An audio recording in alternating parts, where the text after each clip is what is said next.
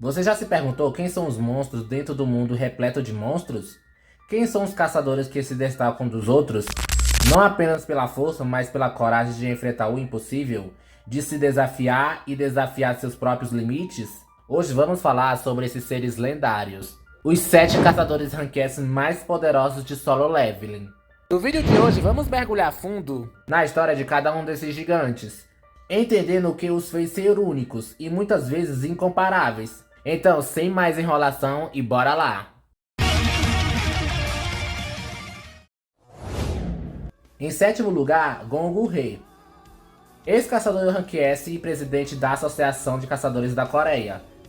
Gongu Rei foi considerado o mais forte do seu país, no entanto, com o passar dos anos, sua idade avançada começou a comprometer seu desempenho, tornando difícil para o seu corpo suportar a própria força. Isso se refletiu em sua luta contra o Monarca do Gelo, onde, apesar de conseguir acertar bons golpes e quebrar grandes camadas de gelo com uma cabeçada, acabou sendo derrotado. Mesmo idoso, Gongu Rei demonstrava resistência e durabilidade impressionante, conseguindo se manter consciente por um tempo significativo, mesmo após ser gravemente ferido. Ele também possuía a habilidade de usar a autoridade do governante, permitindo-lhe manipular objetos e pessoas à distância, semelhante à telecinese.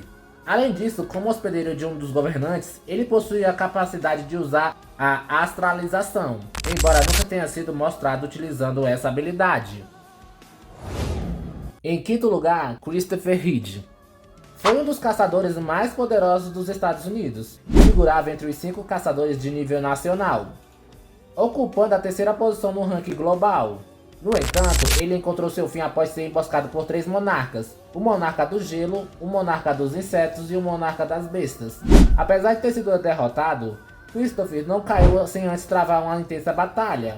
Como um caçador de nível nacional e hospedeiro de um governante, ele possuía a autoridade do governante e era capaz de ativar sua astralização. Essa habilidade transformava seu corpo em um gigante de um olho só, com cabelos laranja claro flamejantes. Suas chamas eram tão intensas que foi necessário a força conjunta de 14 caçadores de Rank S para extingui-las completamente. Em sexta colocação, resolvi fazer um complô e trazer 2 caçadores poderosos: o Siddhartha Barchan, o caçador mais forte da Índia, e Marcos, o caçador mais forte do Brasil. Bem, esses 2 estão nessa colocação pois não mostraram nenhum feito interessante. Acabaram morrendo fora de tela, emboscados por alguns monarcas. Mas acima de tudo, foram caçadores extremamente poderosos, considerados rank nacional, e possuíam a autoridade do governante, e conseguiam utilizar a astralização. Liu Zingan é o caçador mais poderoso da China, e um dos 5 caçadores de nível nacional, ocupando a 2ª posição mundial. Antes do surgimento do Sung Ji-won, ele era considerado o caçador mais forte da Ásia. Quando o gigante emergiu de um portão de Rank S em Tóquio e começou a avançar pelo oceano rumo à China, Liu Zingan rapidamente interveio e o eliminou sem dificuldades.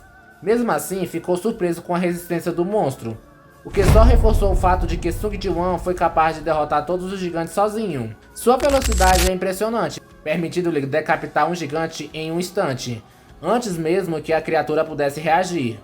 Além disso, ele consegue canalizar sua energia em sua espada para disparar ataques cortantes, à distância.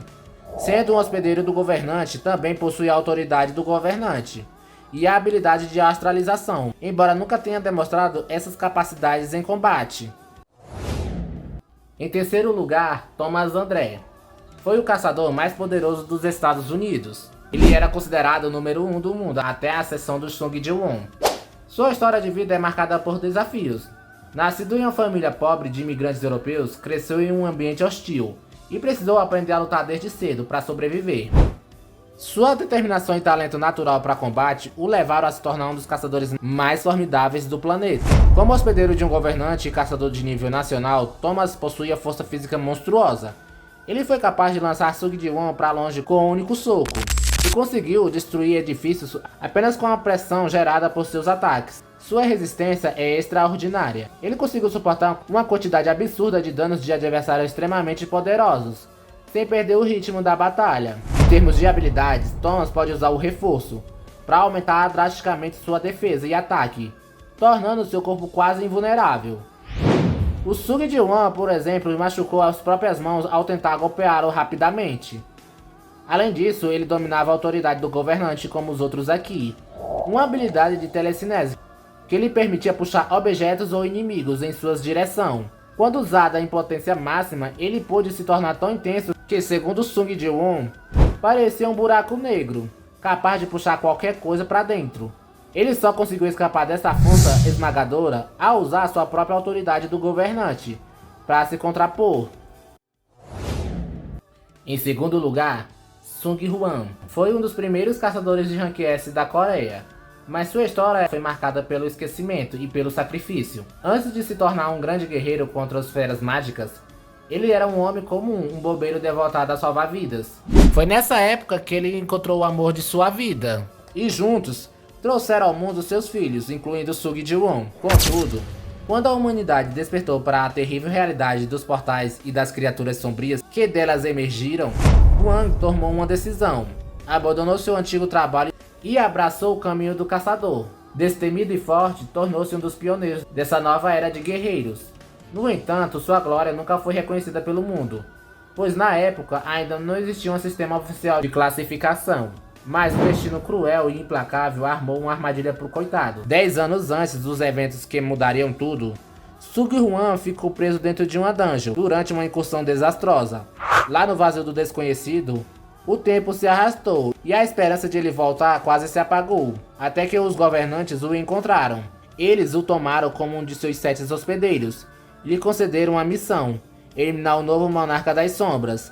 Sem escolha e impossibilitado de retornar à sua família, ele teve que aceitar essa tarefa. Quando os 3 monarcas caçaram Sung Ji-won para matá-lo, Hwan apareceu, não como inimigo, mas como um pai protetor.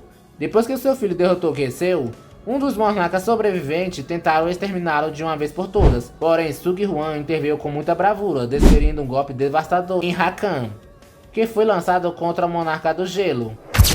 A batalha foi feroz no início. Hwan lutou de igual para igual contra os 2 monarcas, mas a sorte virou contra o monarca do gelo, invocando uma tempestade gélida, e num golpe cruel, arrancou-lhe o braço esquerdo.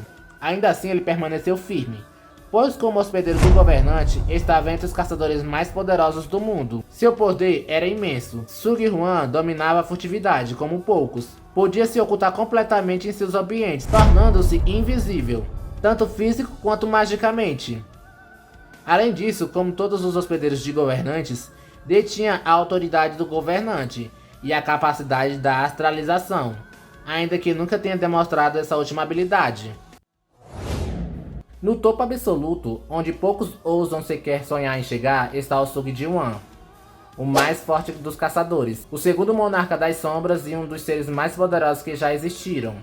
Sua ascensão não foi apenas uma jornada de crescimento, mas uma metamorfose, de um jovem frágil e subestimado ao governante supremo da escuridão.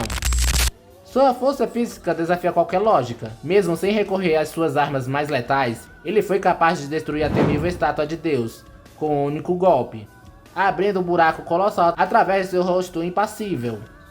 Não bastando isso, derrotou Thomas André, um dos 5 caçadores de nível nacional, provando que ninguém poderia detê-lo. Mas foi ao ser revivido por Ashban e herdar toda a extensão de poder do primeiro monarca das sombras que Sung Ji-won se tornou uma entidade além da compreensão.